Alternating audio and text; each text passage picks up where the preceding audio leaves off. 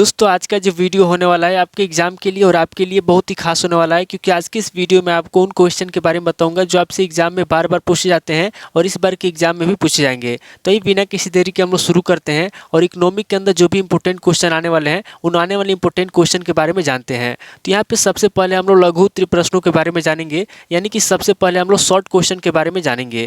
तो यहाँ पे शॉर्ट क्वेश्चन के अंदर पहले क्वेश्चन की बात की जाए तो यहाँ पे आपका पहला क्वेश्चन दिया हुआ है, अवसर लागत से आप क्या समझते हैं। पहला क्वेश्चन अवसर लागत के बारे में है। कह रहा है कि अवसर लागत से आप क्या समझते हैं। यहाँ पे आपको सबसे पहले अवसर लागत के बारे में बताना है। अब वाले क्वेश्चन की बात की जाए तो यहाँ पे आपका नेक्स्ट क्वेश्चन दिया हुआ है, दूसरा क्वेश्चन आगमन प्रणाली का संक्षिप्त परिचय दीजिए। दूसरे क्वेश्चन कह रहा है जो आगमन प्रणाली है, आपको पता है कि दो प्रणाली होता है, एक होता है आगमन प्रणाली और दूसरा होता है निगमन प्रणाली। तो यहाँ पे आपसे आगमन प्रणाली के बारे में पूछ रहा है और दूसरा जो होता है निगमन प्रणाली, दोनों इंपॉर्टेंट है। तो यहाँ पे कह रहा है कि आगमन प्रणाली क्या होता है, यहाँ पे आपको आगमन प्रणाली के बारे में बताना है। अब अगले क्वेश्चन की बात की जाए तो यहाँ पे आपका तीसरा क्वेश्चन दिया हुआ है, मांग का नियम क्या है।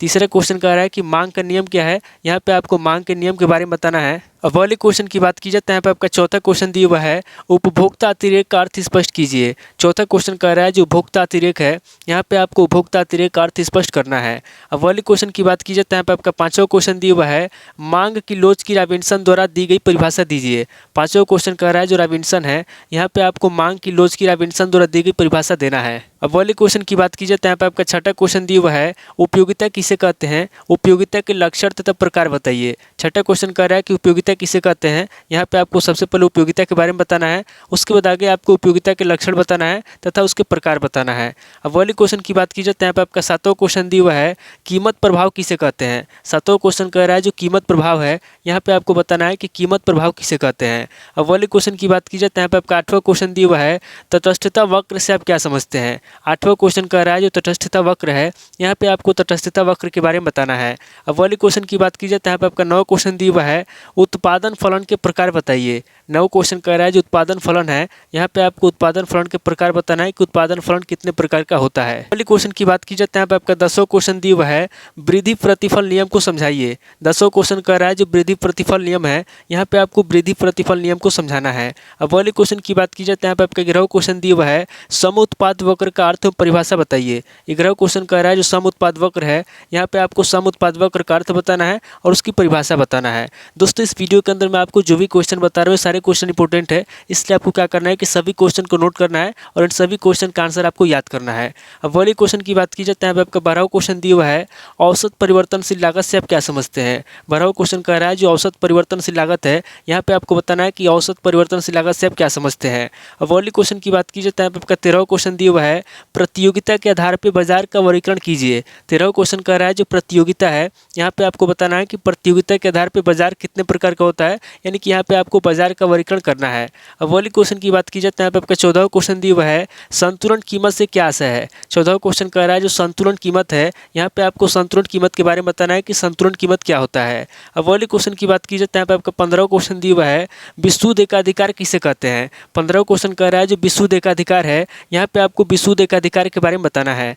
अब वाले क्वेश्चन की बात की जाए तो यहाँ पे आपका 16वां क्वेश्चन दिया हुआ है, कीमत स्थिरता के कारण बताइए। 16वां क्वेश्चन कह रहा है जो कीमत स्थिरता है, यहाँ पे आपको कीमत स्थिरता के कारण बताना है। अब वाले क्वेश्चन की बात की जाए तो यहाँ पे आपका अगला क्वेश्चन दिया हुआ है, एकाधिकार के वर्गीकरण का वर्णन कीजिए। 17वां क्वेश्चन कह रहा है जो एकाधिकार है, यहाँ पे आपको एकाधिकार के वर्गीकरण का वर्णन करना है। अब वाले क्वेश्चन की बात की जाए तो यहाँ पे आपका 18वां क्वेश्चन दिया हुआ है, बाजार कीमत तथा सामान्य कीमत में अंतर बताइए। 18वां क्वेश्चन कह रहा है जो बाजार कीमत है और जो सामान्य कीमत है, यहाँ पे आपको बाजार कीमत तथा सामान्य कीमत में अंतर बताना है। अब वाले क्वेश्चन की बात की जाए तो यहाँ पे आपका 19वां क्वेश्चन दिया हुआ है, उत्पादन में ब्राय मितव्ययिता को उदाहरण द्वारा स्पष्ट कीजिए। 19वां क्वेश्चन कह रहा है जो उत्पादन है, यहाँ पे आपको उत्पादन में ब्राय मितव्ययिता को उदाहरण द्वारा स्पष्ट करना है।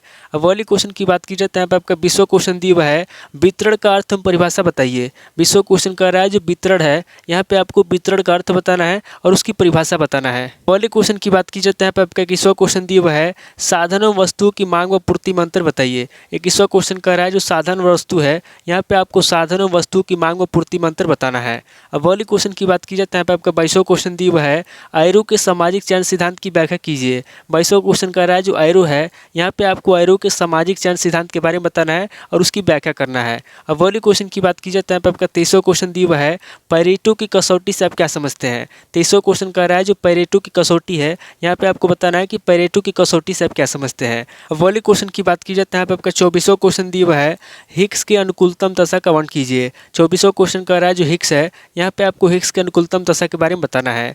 तो टोटल आपके 24 क्वेश्चन होंगे जो आपसे शॉर्ट क्वेश्चन के अंदर पूछे जाएंगे, यानी कि लघु उत्तरीय प्रश्न के अंदर आपसे पूछे जाएंगे। अब आगे हम लोग लॉन्ग क्वेश्चन के बारे में जानेंगे, यानी कि दीर्घ उत्तरीय प्रश्न के बारे में जानेंगे। तो यहाँ पे लॉन्ग क्वेश्चन के अंदर पहले क्वेश्चन की बात की जाए तो यहाँ पे आपका पहला क्वेश्चन दिया हुआ है, आर्थिक अध्ययन की प्रणाली से आप क्या समझते हैं। निगमन प्रणाली के गुण एवं दोषों की विवेचना कीजिए। यहाँ पे आपसे निगमन प्रणाली के बारे में पूछा है कि निगमन प्रणाली के क्या गुण होते हैं और क्या दोष होते हैं।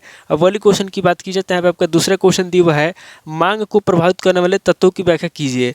दूसरे क्वेश्चन कह रहा है जो मांग है, यहाँ पे आपको मांग को प्रभावित करने वाले तत्वों की व्याख्या करना है, यानी कि मांग को जो भी तत्व प्रभावित करते हैं उनके बारे में आपको बताना है। पहली क्वेश्चन की बात की जाए तो यहाँ पे आपका तीसरा क्वेश्चन दिया हुआ है, उपभोक्ता की बचत में प्रोफेसर हिग्स के योगदानों का वर्णन कीजिए। तीसरा क्वेश्चन कह रहा है जो प्रोफेसर हिग्स है, यहाँ पे आपको उपभोक्ता की बचत में प्रोफेसर हिग्स के योगदानों का वर्णन करना है। अब वाले क्वेश्चन की बात की जाए तो यहाँ पे आपका चौथा क्वेश्चन दिया हुआ है, मांग की लोच को परिभाषित कीजिए, इसके विभिन्न प्रकार क्या है। चौथा क्वेश्चन कह रहा है जो मांग है, यहाँ पे आपको मांग की लोच को परिभाषित करना है, यानी कि मांग की जो लोच है उसकी परिभाषा लिखना है, उसके बाद आगे आपको इसके विभिन्न प्रकार लिखना है। अब वाले क्वेश्चन की बात की जाए तो यहाँ पे आपका पांचवा क्वेश्चन दिया हुआ है, उपयोगिता से आप क्या समझते हैं, उपयोगिता की माप का वर्णन कीजिए।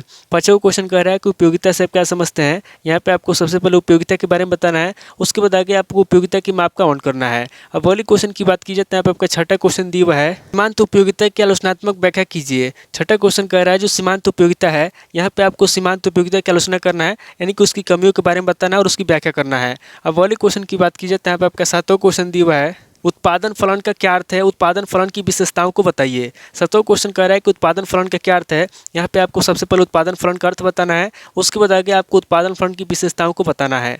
अब वाली क्वेश्चन की बात की जाए तो यहाँ पे आपका आठवां क्वेश्चन दिया हुआ है, लागत वक्र से आप क्या समझते हैं, स्थिर लागत तथा परिवर्तनशील लागतों की व्याख्या कीजिए। आठवां क्वेश्चन कह रहा है कि लागत वक्र से आप क्या समझते हैं, यहाँ पे आपको सबसे पहले लागत वक्र के बारे में बताना है, उसके बाद आगे आपको स्थिर लागत वक्र के बारे में बताना है तथा परिवर्तनशील लागतों की व्याख्या करना है।